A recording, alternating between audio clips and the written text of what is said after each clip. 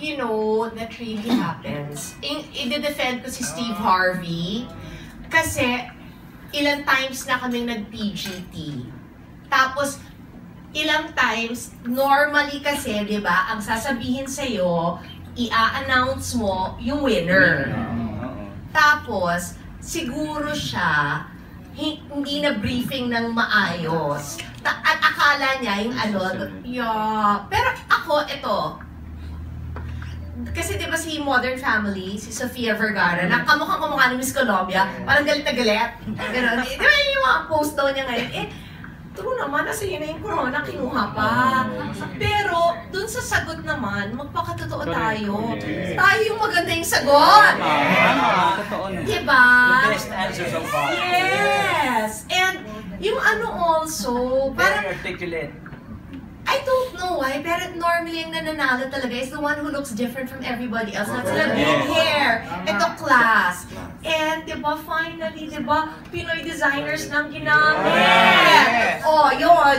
So, at least nga, ito, forever na sa history ng Miss Universe.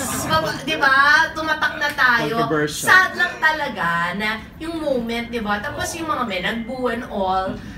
Pero that's life. Diba? When you join a competition, there will be winners, there will be losers.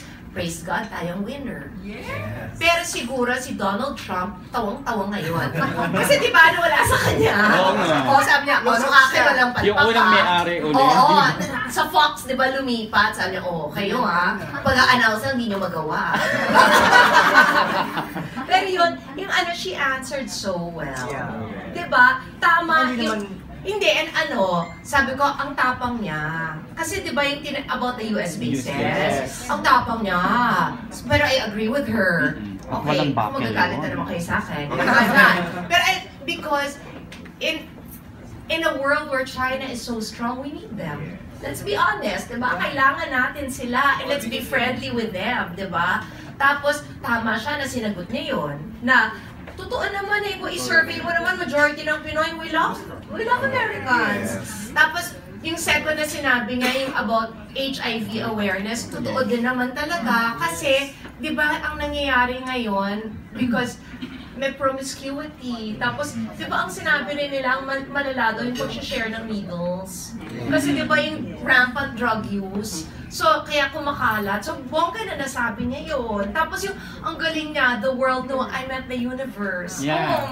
Gusto ko siya. Na-realize niya, di ba, na universe nga pala. Yeah. No, ito sasabihin ko lang all of us, kaming mga sisters, from before pa, we liked her nung rumor that they were dating. Because one, she could have easily denied because that was the time na yung SAF, big deal, and Noy was being hit left and right. But she spoke up for him. Kaya sabi ko, ay, matapang tong girl na to. Diba? Yung hindi nang iiwan, hindi nagde-deny.